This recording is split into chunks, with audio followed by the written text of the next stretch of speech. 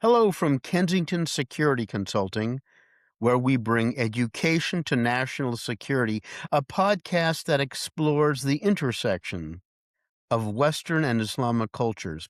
Today, we'll start with the strange case of Monica Witt, or Witt, from an all American girl to a traitor for Iran. This is an update to a podcast I made a few months ago.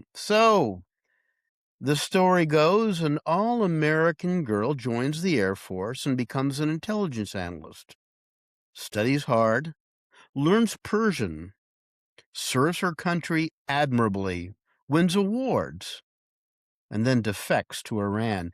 It generally doesn't happen this way. Generally, defections go the other way around. A Soviet would defect beyond the Iron Curtain, a Cuban, a Red Chinese.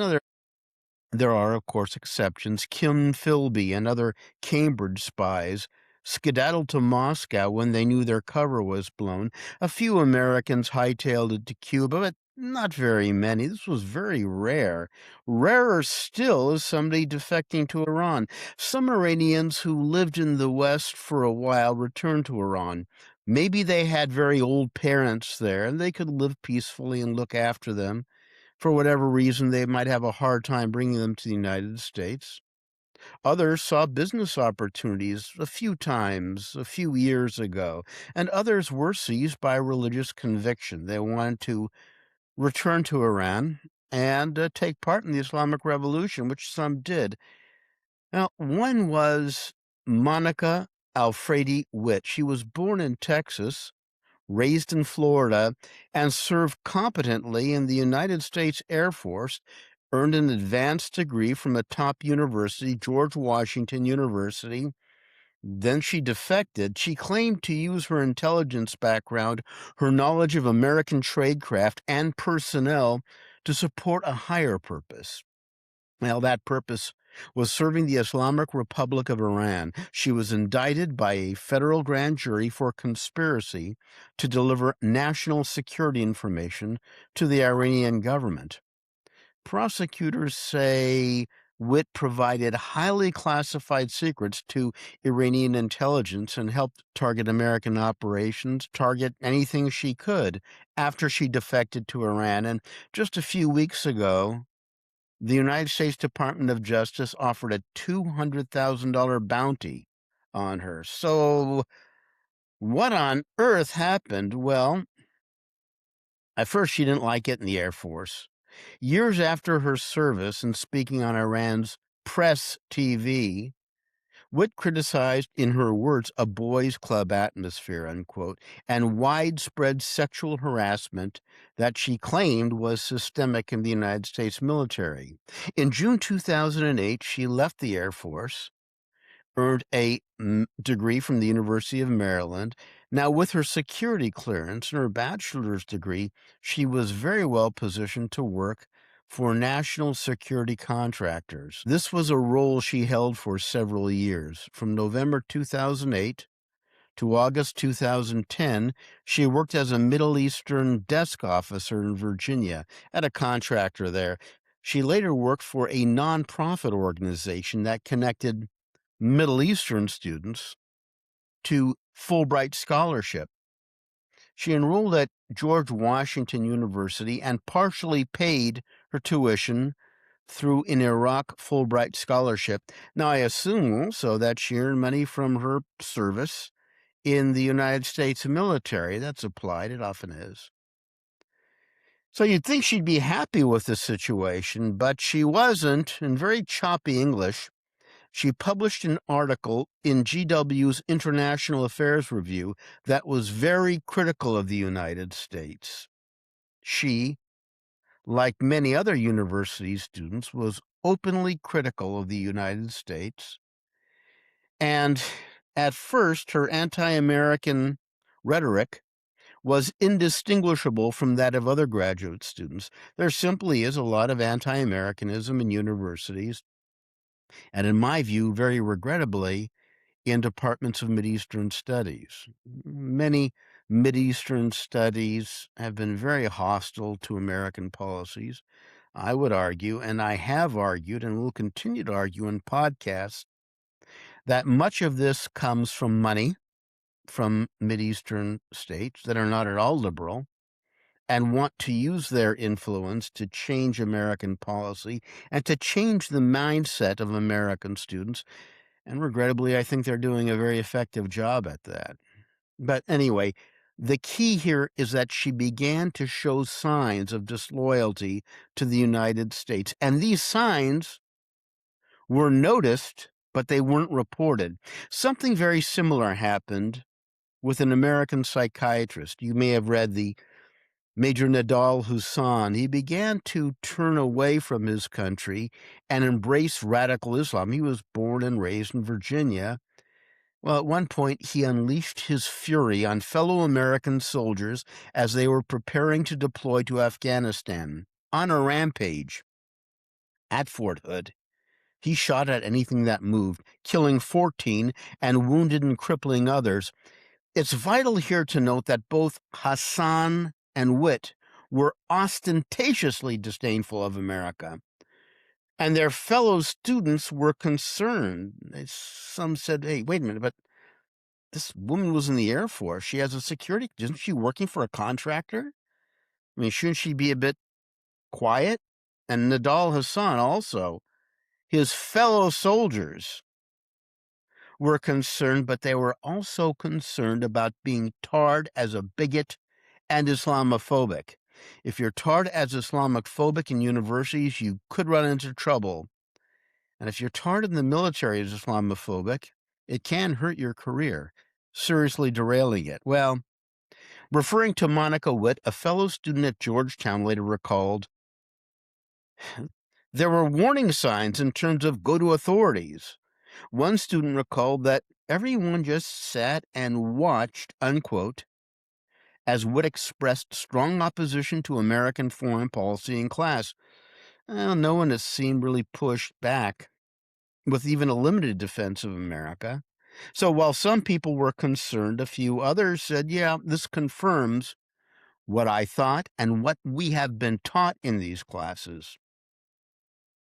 According to some accounts, Witt was haunted by what she claimed were American war crimes in the Middle East. One classmate recalled that she had difficult sleeping and reconciling her participation in the war effort.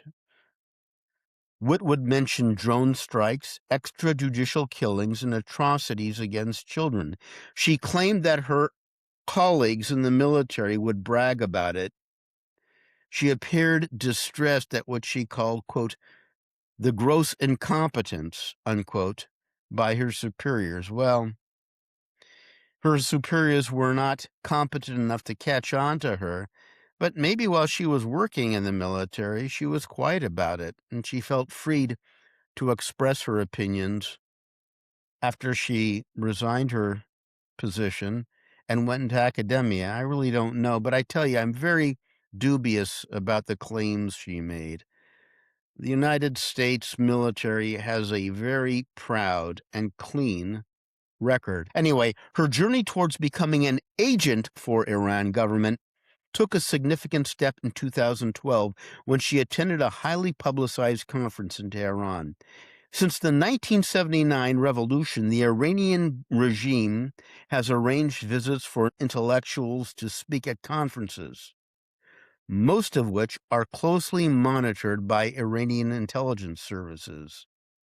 New Horizon, please remember that, an organization backed by Iranian intelligence, hosts events featuring anti-American, anti-Semitic, anti-Israel, and far-left speakers.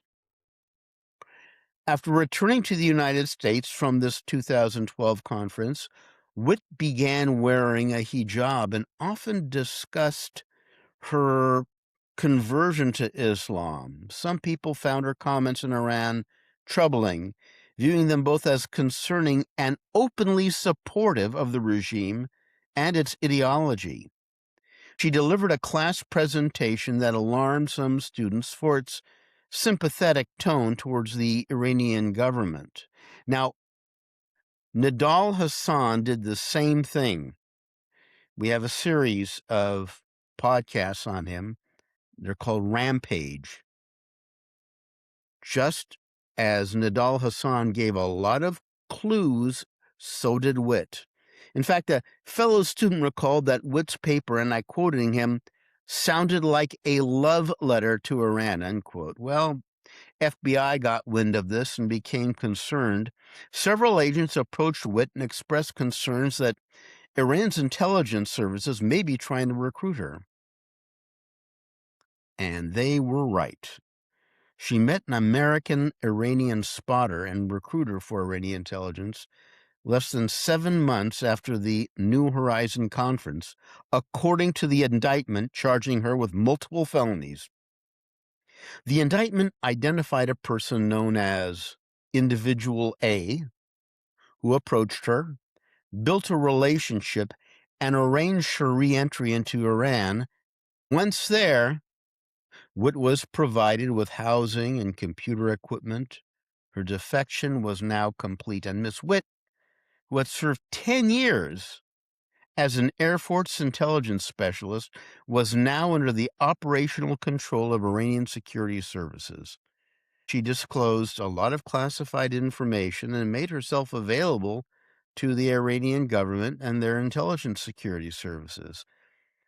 Her information was used to create target packages. That is, all right, we have a target. What do we know? Where is he going to stay? What do we know about him? Friends, associates. That I did used to do that too. But I didn't do it on Americans. I'll tell you that. Monica Witt's espionage, the grand jury indictment. So, the grand jury indictment of Witt was unsealed during the week marking the 40th anniversary of the Islamic Revolution. In the same indictment, the grand jury charged 4 Iranian nationals with conspiracy, attempted computer intrusion, and aggravated identity theft. And what about Monica Witt today? I don't know. Has she been harmed in the spring 2026 U.S.-Israel attacks on Iran? She may have been. I mean, when they attacked the IRGC intelligence, might have been her, might have been her housing. I don't know. But it is significant. In 2026, the FBI announced a $200,000 reward for information leading to Witt's apprehension and prosecution. So, something to think about. $200,000. Yeah. Wish I knew where she was. Okay, let's go to the Eurovision update. We talked about that. I think it was a big deal in terms of information operations, soft warfare, however you want to call it. This is a good piece written by a young Israeli, Yael Bar Tur, and she works in public relations in the United States and in Israel, too. She goes there. I don't know much about her, but I think she made a few points, and I'm not going to go over the whole thing. But in the last one, we were really curious to know how Israel did so well in 2 successive Eurovision contests when there were protests and boycotts and crying and wailing and people just generally being very hostile to them. This is an interesting thing. Now, each participating country, and there are 25 of them this year, they submit an original song performed by a local singer or band. Now, the real show, according to Yael, begins when the voting starts, and countries, through panels of judges and fans, unleash their lethal arsenal of soft power on one another. Those were her words. I kind of like that. Okay, and unleash them they do. Scandinavian countries historically tend to vote for each other. The Balkan countries did too. Ukraine won a landslide in 2022, and this was largely because of international sympathy following Russia's invasions. And Russia was snubbed. They were thrown out. And other countries, too, have dropped out of the competition for a number of reasons. Now, Israelis knew that it was going to be hostile, and they prepared. So when they were rehearsing, you had people cursing them, mocking them, sounding off alarms to derail their performances. Well, they grew a lot stronger, if anything. Okay, but you scratch the glitter there and a brighter picture emerges among all the controversy. And despite some of the low points from the judges, the people voted very highly for Israel. Israel had been reeling in record numbers of audiences, and 2025 judges ranked Israel's entry 14th. But the audiences overwhelmingly picked it as their number one song, propelling it to number 2 overall. So more or less happened the same thing this year. Moved from 8th places from the judges to a 2nd place in a final tally. Anti-Israel critics claim that the public support was a result of a sophisticated campaign by those Zionists. But voters in Albania, Finland, and Portugal, I don't think they have very large Jewish communities there. And each of these countries awarded Israel the majority of their points. They just loved the song, Michelle. And also Iranians in the diaspora campaigned for Israel too. In fact, the song Michelle broke some records. So that gives us some insights. Thank you very much, Yael, for bringing this and putting it succinctly. And you certainly have a way with writing. I'd love to have you on the show. Okay, let's go to the animal kingdom. Let's return to it. We discussed some of these issues in earlier podcasts, and we discussed the hoax. Stop.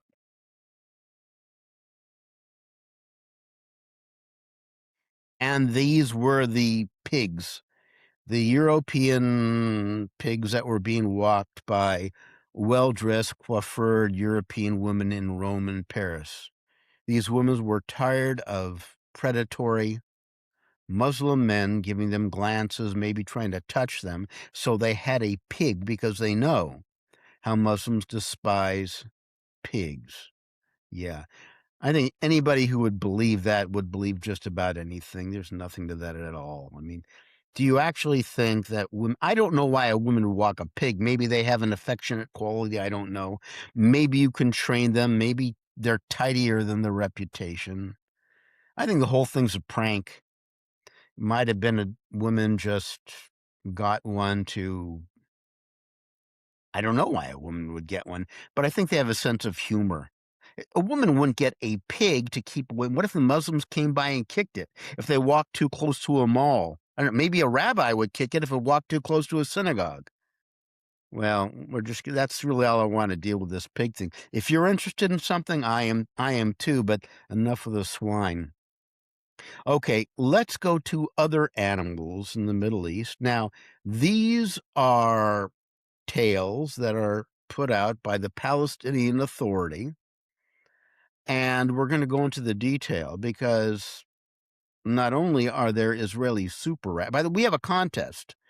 In last week's video cast, we announced it will be announced in July, the winners, for the best graphic image of the Israeli super rat. Now, according to the Palestinian Authority, these Israeli super rats are engineered in a university affiliated with Mossad, genetic engineering, and they're the size of a large cat. But more than that, they're very muscular. And they have very sharp teeth, very intelligent, that they only go after Arabs and not Jews. I don't know how they do this. They sniff it, they see it, what have you. They're pretty smart. Okay. And then they'll attack. Okay. But they also have a predilection for diabetics. In fact, they're so good at it.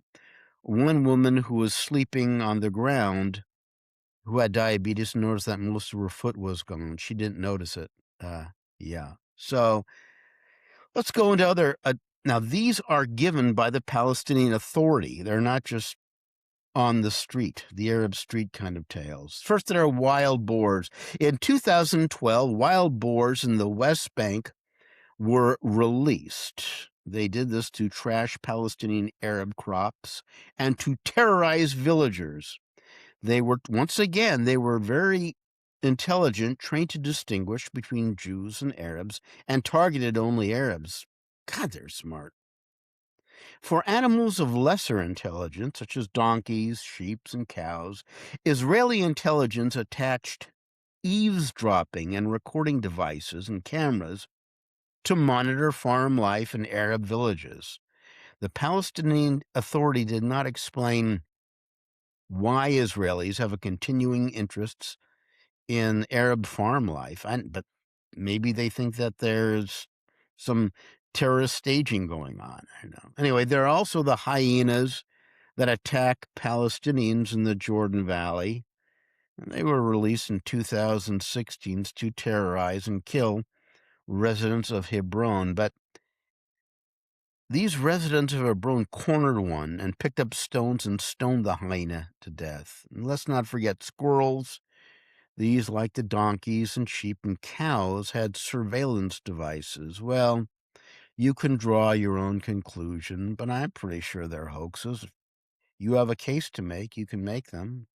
Some animals can be and have been trained for combat. Yeah, we know that, okay? We had a podcast on the Israeli dogs that go in the tunnels, and they're very heroic, and they bond, as you could imagine, very, very tightly with their owners or controllers. And during World War II, the Soviets used bomb-carrying dogs to crawl under panzers and detonate themselves. Something very tragic there. The British have a Dick Award. That's what they call it. They give it to animals who have fallen in service, and they have stories. You can get it on the web. I'd read that because some of the stories are very moving.